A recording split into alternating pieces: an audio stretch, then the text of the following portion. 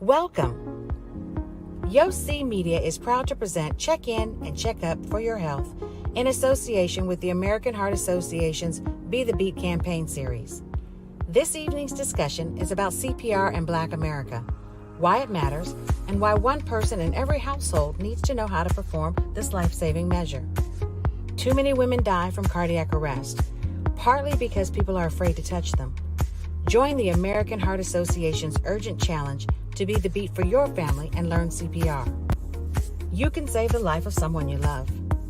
Joining Sybil tonight in this important conversation is American Heart Association's National CPR spokesperson, Dr. Catherine Brown, 2023 Real Women Go Red for Women, Leslie Jordan, and also the illustrious leaders from the Divine Nine sororities, from Delta Sigma Theta, Elsie Cook Holmes, Zeta Phi Beta, Dr. Stacy Grant, and Sigma Gamma Rho, Rashida Liberty. Nearly 3 out of 4 cardiac arrests that do not happen in hospitals happen in homes. You can help change this statistic. Join the American Heart Association's challenge to be the one in your household to learn CPR. Be the beat for someone you love.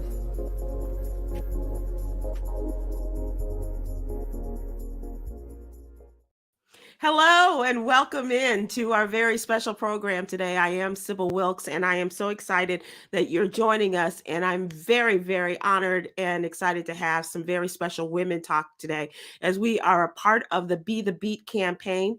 We have here talking in a very special time. We are not only American Heart Month, but this is also Black History Month. We have some very wonderful Black women who are here. We're going to talk about the necessity for us to learn CPR, cardiopulmonary resuscitation, and also perhaps get a small demonstration and talk to some of the greatest leaders of our time. Right now, we are talking to 3 presidents of the Divine Nine sorority. So I hope that you will enjoy our conversation and will be with us throughout this, and also join our challenge. Today, we are going to have as our guest Dr. Catherine Brown, also our 2023 Go Red Real Woman, Leslie Jordan. Wait till you hear her story. And of course, as I mentioned, Divine Nine sorority presidents to talk about CPR and why it should matter to Black Americans and why it's so important for Black women. Let me just give you this one thing that I learned while I've been working with the American Heart Association. Women who suffer from cardiac arrest outside of a hospital are less likely to receive life-saving CPR from bystanders. And it's especially true Black women and Latina women. So we are challenging everyone to be the one in your family, be the one in your business to learn CPR right now and change this statistic. Take the American Heart Association Be the Beat challenge. So without further ado, let us meet in this wonderful young woman. Her name is Leslie Jordan. She has an incredible story, and I'd like her to share that with us today. Leslie, hello with your beautiful smile. How are you? Wearing your red. I am great. Thank you so much for having me. It's such an honor to be here. I am just so ecstatic to just spread the awareness for cardiovascular disease and during Heart Month of all months. And my story began shortly. I was 33 years old and I was diagnosed with preeclampsia. My pregnancy was fine. During your pregnancy? Yes. During the pregnancy, 3rd trimester, genuine preeclampsia is diagnosed. And during that 3rd trimester is when I actually got the diagnosis. The pregnancy in itself was fine until that actual point. The actual delivery was fine. I didn't have any issues with delivery, but I noticed that I didn't feel well after I delivered. So hold on. And I'm loving that you're telling the story, but you also have a video that you have shared with people that I would like to share with our viewers today and our listeners, if you would. Oh, absolutely. I would love that. Okay, great.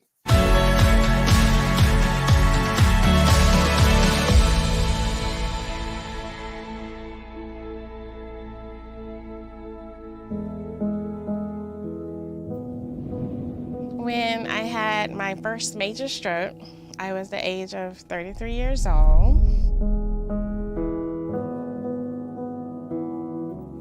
In my 3rd trimester, I was diagnosed with preeclampsia. And I will admit, when that happened, I was devastated. It was about 48 hours after I just delivered, and I had this thunderclap headache, and I felt like I could not hold my head up. The next thing I know, a neurologist ran into the room. My speech was slurring, and I felt this sensation all over my body, like my body was on fire. And at that moment, I yelled as loud as I could, "I am having a stroke." And I blacked out. When I woke up several weeks later, I was in the ICU. I tried to get out of the bed. I was paralyzed. Recovery is a journey. I think if it wasn't for my son, sometimes I might have given up. Representation matters. I'm a Black woman in America. We have such a high proportion of us going through strokes and cardiovascular disease. I want someone to look at me and say, hey, you know what? It's a possibility that I too could have a stroke. So if you know what the signs and symptoms are, you can react and you can take care of yourself and give yourself the best chance of survival. Life is a gift. We're all not promised, but if you're still here, it's a beautiful thing and you're gonna be okay.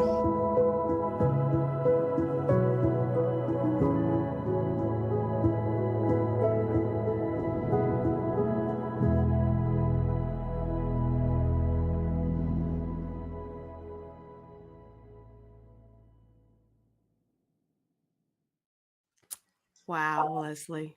Well, Leslie, that is an incredible story. I want to thank you for sharing it.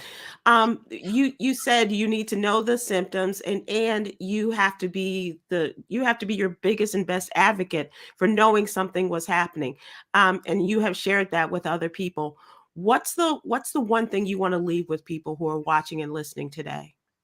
I want to leave with anyone that's watching and fortunate enough to even be present, to hear my story, to know that you have to give yourself permission to take care of your health. Nobody's going to seek out, nobody's going to really force feed you the information. You have to know your body. You know your body better than anyone else. You know if you feel good. You know if a smile, sometimes we smile and we don't feel well, or sometimes we're in pain. It's not always a typical crying and sadness that genuinely shows our pain. So you have to speak up. If you don't have anyone to speak up on your behalf, try to reach out. There's a lot of organizations like the American Heart Association, as well as the Go Red for Women as well. And which is why I'm so proud to be a part of this Real Women movement, because these are real stories. I'm a real person. I am a stroke survivor. And if I did not give myself permission to take care of myself and learn about my health and advocate for myself, I don't know if I would be here today. So please take care of yourself. You are so wonderful. We are so glad you're here to tell your story, to share it, and to make such a big difference for other women and men who are watching you today. God bless you, Leslie Jordan. Thank you so much for joining us. Thank you for being a Go Red real woman, and keep up the great work and sharing your story. Thank you so much. I really appreciate it. We appreciate you. Thanks so much for joining us. That is an incredible young woman telling her story, Leslie Jordan. And we encourage you to take Leslie's advice and understand what your body is saying to you, as well as to be your best advocate. And partnership. Have a partner, someone who can also speak for you on your behalf if you are unable to do so. Thanks again, Leslie Jordan. Let us now welcome in Dr. Catherine Brown. Dr. Brown has an incredible story. She has a resume that goes from here, as big as our hearts, if we stack them up from end to end along the country. But Dr. Brown is a woman who knows when it comes to talking about cardiac initiatives. She's a woman who knows her business, and she will go around the world in order to share her story. She's willing to go and help save lives and teaching CPR. Welcome to the show today, Dr. Catherine Brown. We appreciate you joining us. Thank you so much, Sybil, for the opportunity to be here with you today and with this distinguished panel to discuss an important topic.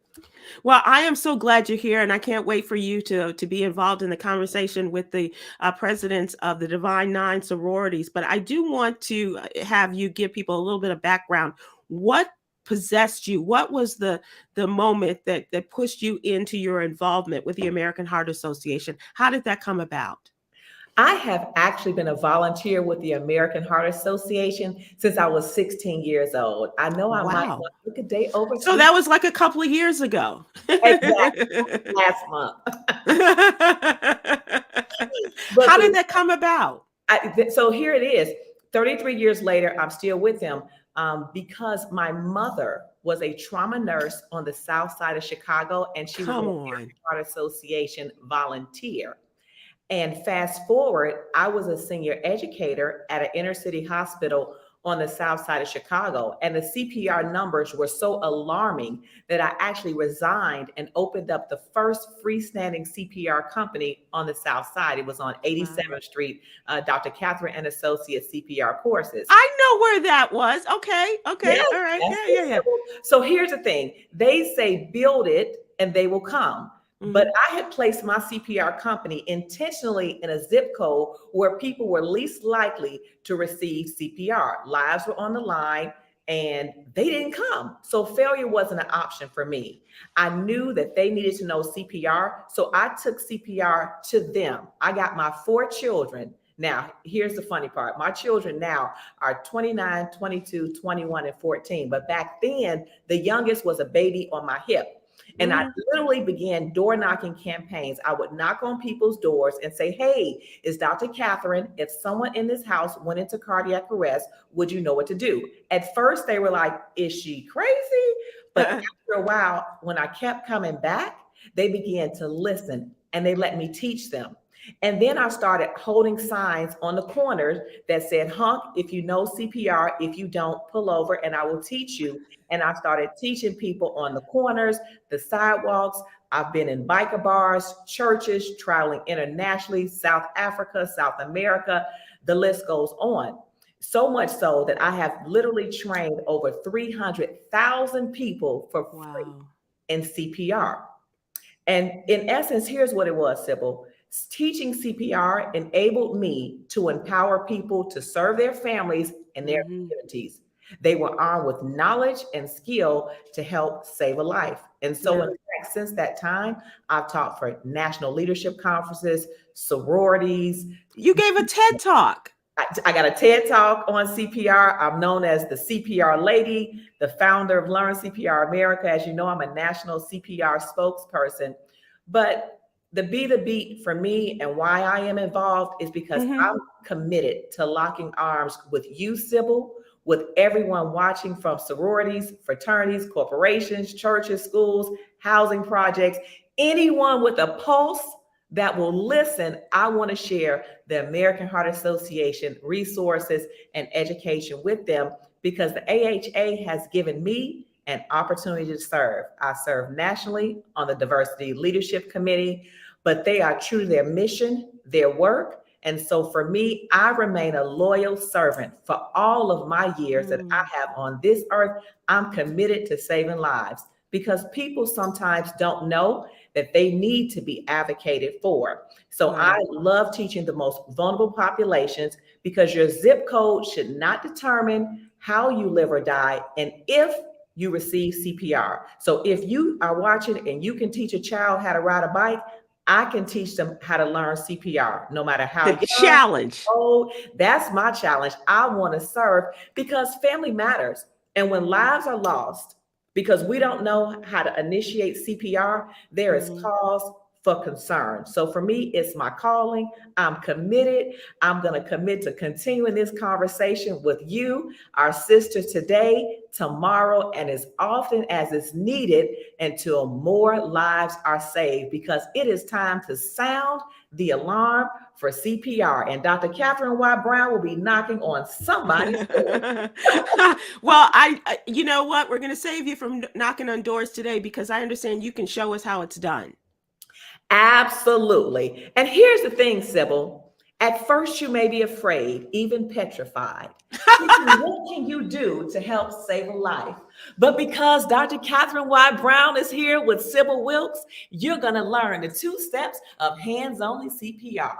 Step 1, if you see a teenager or an adult suddenly collapse, you want to check and see if they're okay. Hey, are you okay? they're not breathing or responding. So I have to initiate step number 1, call 911. Step number 2, I'm going to push hard and fast in the center of the chest, 2 inches deep. The heel of my hand is going to go right in the center of the chest. And normally I'd be on the floor, but my friend Saul is up here. But this is motion here, okay? And it's push, push, push, push, push. Now, that might sound like giving childbirth if they're not watching me, but I'm really talking about CPR, Sybil. So let's do it again. Hey, are you okay? They're not breathing or responding. Hey, you, call 911. Get an AED. All right, help is on the way, and I'm going to get pushing. All right, here we go. Push, push, push, push. I'm pushing hard and fast in the center of the chest, 2 inches deep. And I am not going to stop pushing until help arrives or they become responsive. Why? Because lives matter. And so there you have it. You've just learned hands-only CPR. CPR hero with Dr. Catherine Y. Brown and Sybil Wilkes. There you have it, Sybil. 2 steps to save a life. Bravo, bravo, doctor. That is amazing. And I know all the folks in 60619 appreciate that. And as well as 60643. Hello, Southside. Yes.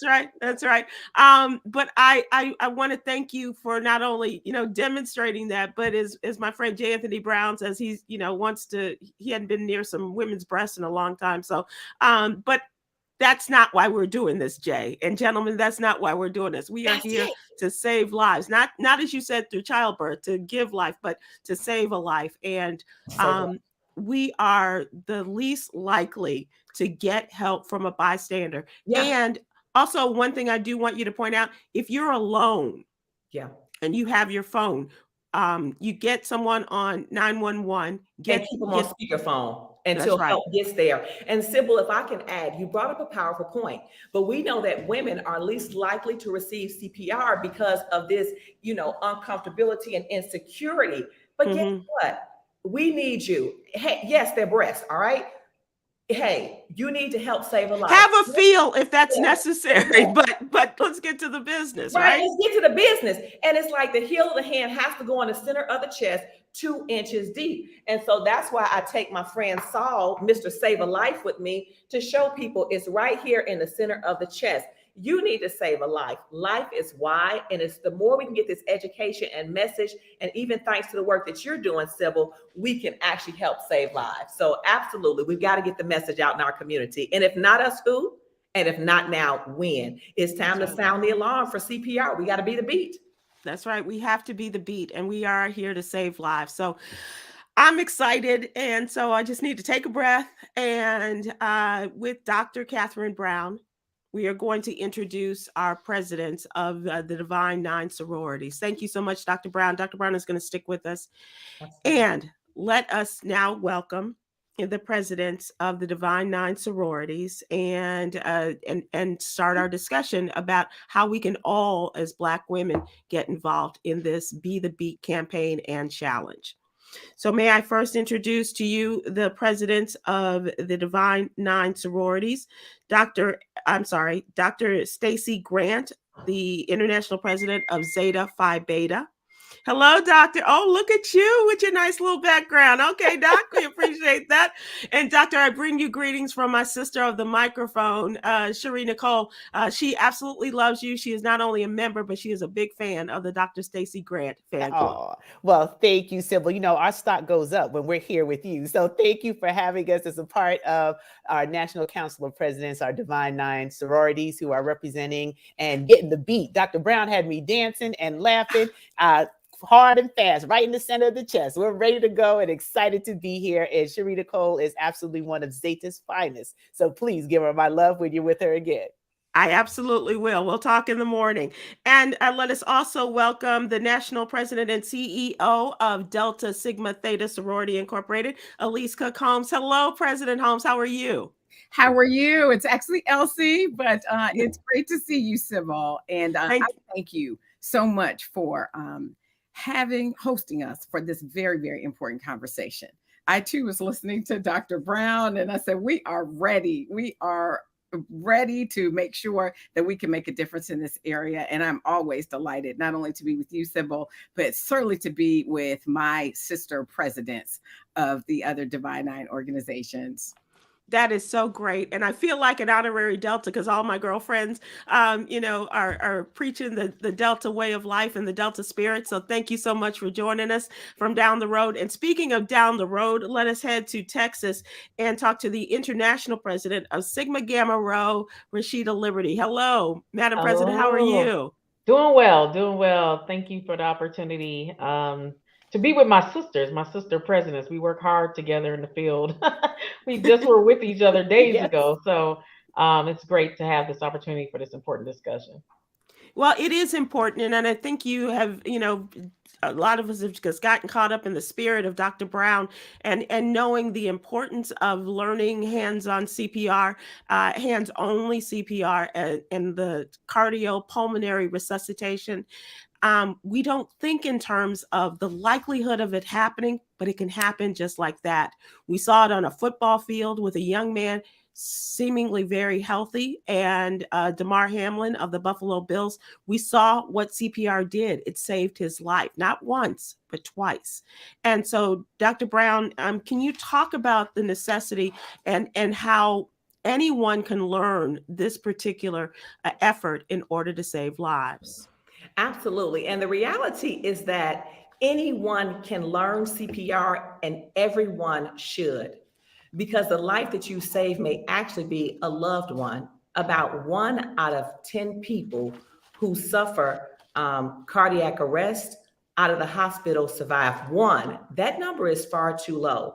And what we're dealing with is the reality is that researchers saying every 45 to 90 seconds, someone in the United States will suffer a sudden cardiac arrest and they will not get the help that they need. But why is this important? Because with learning hands-only CPR, we can double and triple the survival rates. When we think about survival, we need to think about family time. Mothers having times with time with their families, grandparents having time with their grandchildren, and barbecues and birthdays. We lose all of that because without CPR, it's simple math, Sybil. Death plus death equals death. Death plus CPR gives people a chance at survival. And we must arm ourselves and equip ourselves with a message of hope with 2 simple steps: be in the beat, pushing hard and fast in the center of the chest. And that's the reality. And I can't think of 3 greater women to join this challenge and to spread the word in their sisterhoods about this, because we all know that we are the backbone of our families, of our organizations, of our churches, and you name it.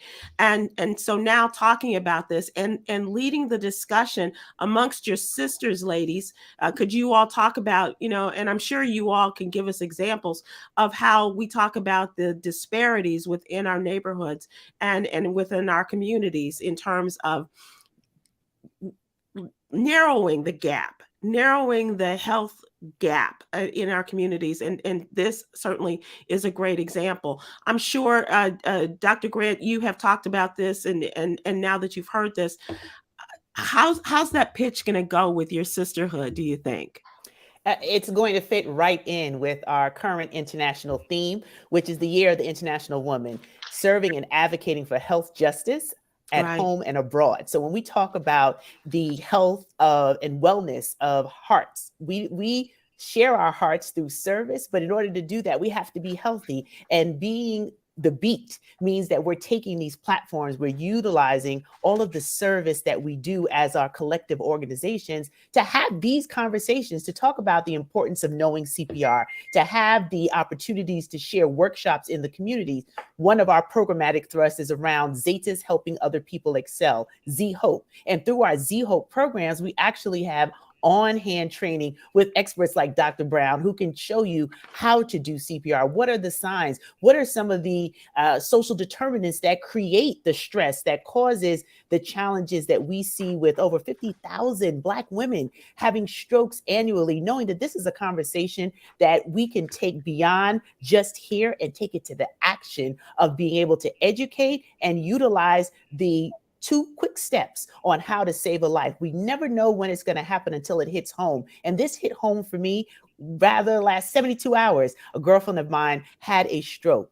The signs were there, and thank God there was someone around who could act quickly and be able to call for help, make that 911 call, and start applying those 2 beats very quickly to make it happen. So as a sorority, we're committed on our health justice focus. And part of that is having the conversation, creating the messengers, the credible messengers that allow us to know it's not something to shy away from, but to lean into so that we can be healthy enough to serve collectively as our organizations do across the globe. And President Elsie, we talk about here on the Sybil Wilkes Show, as well as in our partnership with the American Heart Association, how heart disease and stroke is the #1 killer of women, and stroke disproportionately affects the Black community. This is important information, and I'm sure you're also having that discussion with the members of your sorority. Absolutely, Sybil. So the members of Delta Sigma Theta have as one of our 5-point programmatic thrusts, physical and mental health. So we certainly focus on how to enhance and improve the health and welfare of our members, but certainly to the communities that we serve as well. One of the focus areas for this administration, for my administration, is around empowering our communities. And we certainly want to make sure that we're not only arming our members, but again, our communities with this much needed information. We have long had a partnership with the American Heart Association. They are one of our charitable partners. So we partner to get the message out and to make sure that our members understand the disparities, the challenges. We have focuses on mental health this year. So the mental health focus in terms of how that can impact heart disease as well. Stress and mental health challenges can affect heart disease. But we feel that it is extremely important to be the beat. So expanding the conversations we're already having about heart disease, how it disproportionately affects women, and how each one of us knows someone with heart disease. It runs rampant in my family. I know many members, many of our sorors have similar situations. And we know directly of members who have been saved by CPR. We also know of those that were part of that unfortunate 90% who were not able to be saved after going into cardiac arrest. So I certainly want everyone, my sisters of Delta Sigma Theta and everyone else under the sound of my voice, to make sure that we take this seriously, that we each learn the 2 steps of CPR, and that we make sure that we share it with our family, our friends, and our communities, because we can make a difference in saving lives in our communities. And I am not going to leave out our president, Liberty, and talking about the women of your organization and the necessity of having these conversations with the women that you work with the women that you serve in your sorority, and how important it is to have that conversation, not only with the women, but with the men in your life as well. Yeah, I think so in short, the women of Sigma Gamma Rho Sorority Incorporated, of course, we're headed towards greater, as we always say, in our foundation and our roots. But in greater, we understand that we have to apply our oxygen mask before we take it to others. And so we have noticed that when I came into office in this particular administration, we were hit very hard with COVID. And one of the things that we knew is that with COVID, you are more likely to not survive or to become more ill if you do have some underlying issues. Well, a lot of those underlying issues were surrounding blood pressure, heart health, cholesterol, the things that really lack of exercise. And so we knew that we had to approach it a different way, not only to survive the COVID pandemic, but also to say, okay, so let's prepare ourselves if these things happen again. And not only taking care of the health piece or the health equity piece, because it always starts with how our members in our communities are being served. If you don't have a hospital, if you don't have services near you, you're more likely to die outside of that situation. And so we had to figure out not only how to take care of the health of ourselves, but also think more strategically about the legislative action and creating equity in our communities. And the way I look at fitness in our organization, we look at it as really 4 major thrusts with our women's wellness year. And that is a financial health piece, right? Because Mm-hmm. those create unnecessary stress. Mental health or neural health, to mean take care of yourself, because once again, those create stress. And then social health, making sure you're protected against abusive situations. And then, of course, our overall health fitness is the key. So those things are top priority for this administration and have always been in our sisterhood. How likely are you all to agree with the statement that if mama ain't happy or if mama ain't healthy, ain't nobody healthy or happy in this house? Dr. Brown, you have demonstrated how you've encouraged your children and as you were by your mom taking this out, but the importance of women leading the way in being the beat. Absolutely. It's the foundation of what we do. So when I started going into churches, you know who I would get first before I got sometimes the pastor. If the pastor was the male, I would get the mother of the church. Mm-hmm. I would get those powerful voices that would say, wait, we're going to take a pause and we're going to listen to what she has to say. When I Right. would go to, people would be in the park and I would walk up and they're having a family reunion and the ribs are on the grill. And I'm like throwing a mannequin like, what's up? Do you know what to do? And they like, for real? It was those mothers that would say, listen, we give life and we have to know how to help save a life. Right? The life, not just the life we bring forward, but the life of our community, the beat of our community, the maternal instinct of a woman to help save life. And so with the hands-only CPR, I think women are a critical part of the conversation. And I think we're birthing something. We're birthing a movement. And that movement is going to go forth through the D9 organizations, through the churches, through the schools. It's going to keep going. And we have to be the life force. And remember, the power of a woman. We speak life, we give life, and we must be able to save a life. And so That's we're right. part of it, Sybil. We're right there on the forefront of it. Absolutely.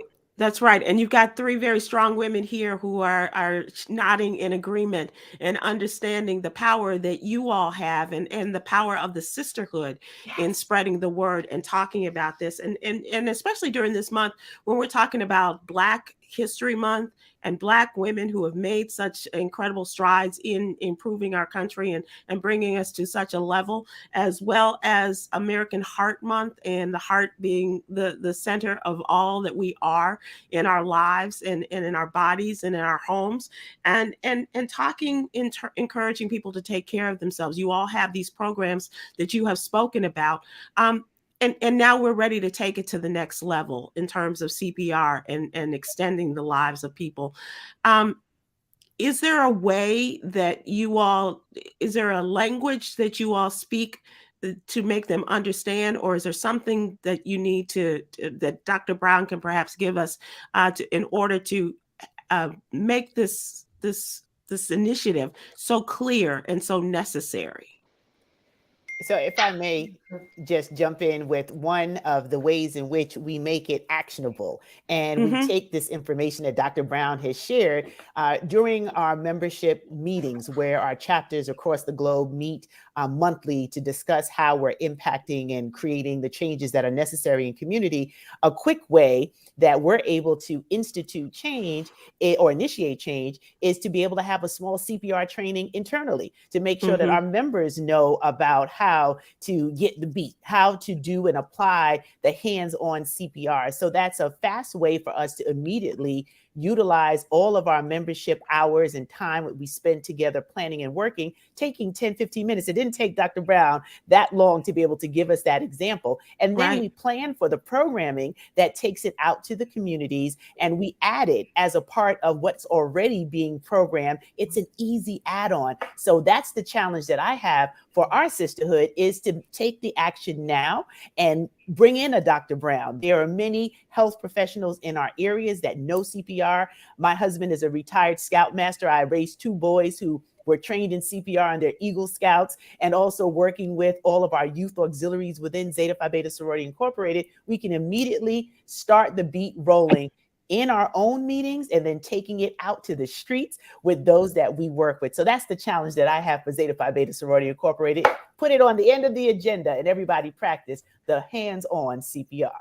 That's right. And President Liberty, you and I have spoken before and had conversations and I don't know if I've shared with everyone, but my business partner, my best friend Yolanda, and I own a yoga studio.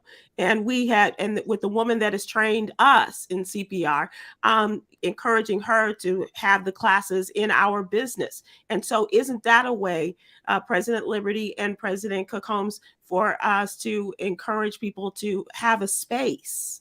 As you mentioned, Dr. Grant, at your chapter meetings and things like that, but figure out a space where we can all kind of come together, and we don't necessarily have to wait for Dr. Brown to come knocking on our doors or interrupting our cookouts. No, I'm kidding. But you know what I mean, in terms of providing the space and not make that an excuse, Dr. President Liberty.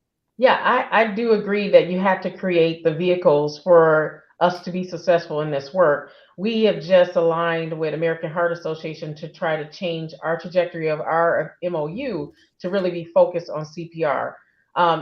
It's resonant to us. And I think even before you take the action, sometimes you need the testimonies behind it. Mm-hmm. And DeMar Hamlin was a real live miracle testimony for a lot of people, including our men. Right. And I also believe that we have a very personal issue that happened within our sisterhood, where one of our past national officers saved her husband's life while she was in a national office. And he would not have survived had she not known CPR and was able to save him, even though, and she also had to teach her mom in the moment while she had to run and go open the door because she couldn't stop the CPR from saving her. And she saved her husband. And so when we think about those live testimonies, that creates the reason to believe. And then once you had a reason to believe, you have the programmatic thrust. Once you had a programmatic thrust, you create the space for it to happen. Wow. If that is not a reason to keep a man in a relationship, look, I saved your life. Okay. Just leave it there. Dr. Cook Holmes, what do you think about this? Very similar, just from the standpoint that that we want to make sure that our members can really feel and understand. And that's why it was so great to hear Dr. Brown really kind of breaking it down with respect to it not being a stigma to talk about, making sure that it is something that we know the importance of. I think that a couple of things. It's important for everyone to understand their why. I know a few years ago, American Heart Association, that everyone was talking about what each person's why was. And so we all have to think, what is our why? Right. And so we want to encourage our members to each encourage, what is your why for the importance of doing this work? I know that there are so many of our members that have testimonies that they can share. And if it's not an individual testimony, it's about something that has happened within their family. As I say, every single one of us, I know, either know someone or has, like I do, multiple members of my family who have heart disease. Mm-hmm. So my mother had heart disease. So for a long time in fighting for this work, she has been my why, along with a number of other family members and extended family members as well.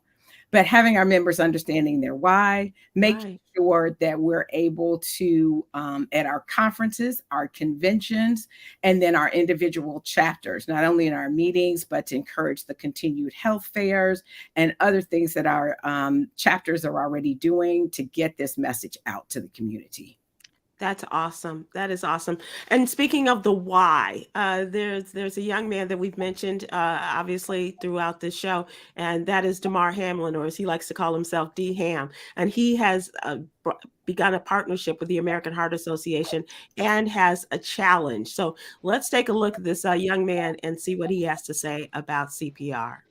What's up, everybody? It's D Ham. Once again, I want to thank everybody for the love and support over these past few weeks. As you know, CPR saved my life earlier this year on the field, and CPR could easily save your life or someone you love. That's why I'm proud to announce that I'm partnering with the American Heart Association and kicking off DeMar Hamlin's 3 for Heart CPR Challenge. And of course, this one's got 3 steps. Step 1, go to heart.org/3 to watch a short video to learn hands-only CPR. Step 2, donate to the AHA to fund CPR awareness and education. And step 3, challenge 3 friends to do the same. To kick things off, I'm challenging the GOATs.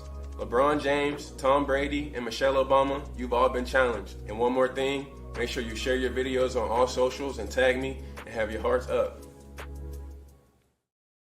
Hearts up, D Ham. I love that. And I'm going to take the challenge. I've learned CPR, but I am going to challenge 3 of my friends.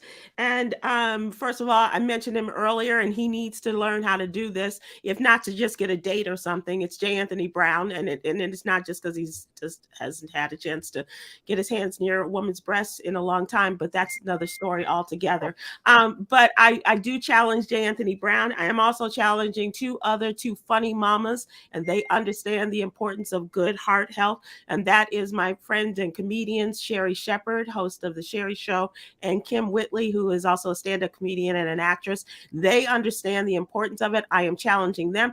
And since D-Ham mentioned one half of the Obama family, I'm gonna challenge the president. He is the GOAT for many of us. And so I challenge you, President Barack Obama, to be a part of the 3 for Heart Challenge. And ladies, I don't know if you are ready to share who you are challenging, but if anybody wants to give those challenges that you would like to make here, or think about them in a little bit. And I encourage everyone heartily, if I can use that word, to make the challenge and to follow through on it, and to make sure that we are the beat, that we be the beat in order to carry on the successful program. The American Heart is now encouraging us and following in the footsteps of Dr. Catherine Brown. We so appreciate that as well. Anybody else want to make a challenge? Well, I tell you, I'm jumping out there. I'm personally challenging all 9 of the D9 presidents to learn CPR, and a double challenge. I'm willing to jump on Zoom and travel to them to teach them. So that's my challenge. And so she's going to bring Sal with her. Presidents, I'm calling on you. I'm calling y'all all out. And Dr. Catherine might just knock at your door and make sure that you know CPR. So Dr. Grant, President Liberty, President Cook Holmes, that's my challenge. If you don't know it, I'm here to teach you. If she's going to come into the church house on a Sunday morning, or go to the family barbecue, or to the domino game, you know she can put the challenge and meet you all wherever you all are. I'm going to meet them wherever they are. That's right. Absolutely. That's awesome. And we take your challenge. So just start it off. Well, I know I'm speaking for everyone. They will speak for themselves though, but we take your challenge. We take the opportunity. We will take the opportunity to bring you in. That is exciting for me. And at this point in time, I'm challenging, it's more than 3, but I'm challenging the rest of my executive committee, our other officers, as well as all of our regional officers, to lead the charge in your respective regions. I'm also challenging the leaders of our national headquarters staff to learn CPR, because that way we will be able to make a difference and save lives. And think about this, ladies, how with your vast memberships, we're going to cover the country, if not the world, with people who are CPR ready and certified to do this. How great is that? It's awesome. 2.5 million plus. Yes, Come exactly. on. Exactly. Come on. We are stronger together. And just like President Cook Holmes said, you know, I was able to learn CPR, but I will take it again as part of the challenge, and also challenge our international board of directors, as well as my extraordinary 8 regional directors, so that they can move this forward. I think we can have a lot of fun with this. And I love D-Ham's video, and we can utilize social media to encourage one another to take the challenge. We never know whose life we're saving. And it is an honor to be in service. So when we take that seriously, 2.5 million strong, we can go out there, Dr. Brown, and we catch the beat, and get all these hearts pumping. So thank you to American Heart Association for this opportunity to partner and to use our collective voices to save lives. That's right. Yeah. And President Liberty, would you like to have a closer? I'm going to challenge beyond just my board of directors, and our board of directors comprises our regional leadership as well, but in our headquarters staff. But I'm going to challenge each chapter bacilli. So each chapter president locally, you have to lead by example. And so if you do it, I expect that you and your chapter members will do it as well. So I'm going to challenge our chapter leaders, which comprises an additional 500 to 600 people, and if we stretch globally, And then I'm going to call out some of our more notable members. I'm going to call out MC Light, Fantasia, and I guess I'll throw in Congresswoman Robin Kelly as well. There you go. Bring the shy in. I'm talking that. No, bring the Chicago in. And that will expand to the whole Congress, the Congressional Black Caucus, and everybody there. That's awesome. That's awesome. I love it. Ladies, we like to end on a lighter note. And since we are talking about life, and extending life and continuing great lives of our family members and friends, whoever we can affect here. We have a fun question. We're going to ask the young woman who has shown us the importance of recognizing and being the beat, Leslie Jordan, to join us back for our final question. And that is, your life. You all are such incredible women. If the life story were to be made of your life, if a movie were to be made of your life, what would the title be? So for me, I would say, simply based upon my life, a blessed beginning or a blessed life, or blessed from the beginning. Because I feel as though my life has been a blessing from the time that I was born until now. And so, and with all of my friendships and partnerships and things like that, I would go with blessed from the beginning. Anyone else have a movie title you'd like to share? I'll go. So yeah, Dr. Brown. My mannequin's name is Saul, S-A-L, Mr. Save a Life. So my movie would be called My Life with Saul, because this has been my buddy for a long time. And he doesn't talk much, but we've been a lot of places together. So My Life with Saul, with saving a life.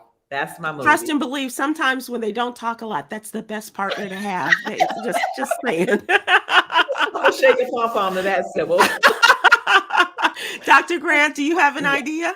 Oh, yes. The title would be Faith in Action. My steps are ordered, and everything that I have done and accomplished has given God the glory, because I know I'm not here just because of me or for any acknowledgement, but to carry out the destiny that I've been called to live, and walking that out in faith is something that I consistently do. So it would be Faith in Action. The best is yet to come. I absolutely love that. What about you, my friend Elsie of Delta Sigma Theta Sorority Incorporated? I am thinking, but mine would be faith, family, and fellowship with sisters. Amen. So I love that. At first, I thought you were actually talking about a real movie title, and I had come up with, you never know. You never know. Maybe DeHam will. It was still Magnolias, because it has to do with resilience, sisterhood, and supportive sisters. So you get the theme around the sisterhood and the. I love that. And what about you, Grand Basilis Liberty? What about you? I would. I love my last name, Liberty. So it would have to be maybe Liberty or Impact, the intersection of purpose, passion, and provision. Okay. I like that. Purpose. Let's trademark that one. Okay. Yes. And you, beautiful Leslie Jordan, our Go Red Real Woman. What do you think? What about your life story? What would you call it? At this point in my life, I think my life story would be Amazing is Love, because love has guided me through everything in my life. God's love has just succumbed everything, and he's the reason why I'm here. The love of my friends, my family, my husband, my son. It's just love that keeps me going each and every day, and that's just what I aspire to share, is love and joy to everyone, and keep doing your hearts. I love that. And you bring a beautiful heart to all of this. And thank you, ladies, for sharing your time and also the energy that we're getting today. I think that we are on to something with the challenge that is being presented, the CPR challenge. We are the beat. And so we continue to be the beat. For people who have questions about this, please go to heart.org to take the CPR challenge and to save lives. And we thank so much all of the folks of the American Heart Association. And we cannot do this without them. But we are, just in terms of the everyday breath that we are able to live and to improve our health lives and our all that we do. We thank the American Heart Association for providing the opportunity for for us to have this discussion. I love this being with all of you all today. Thank you so much. Thank you for your leadership, for your passion, and for your guidance in doing all of this. And Dr. Brown, you are amazing. And from one Southside girl to another, I salute you. I thank you so much. Sybil. Thank you. I love you. And shout out to the American Heart Association. We love you all. Absolutely. Absolutely. Go out there and be the beat, everyone. And please, please, please be well. Thanks so much. Aloha.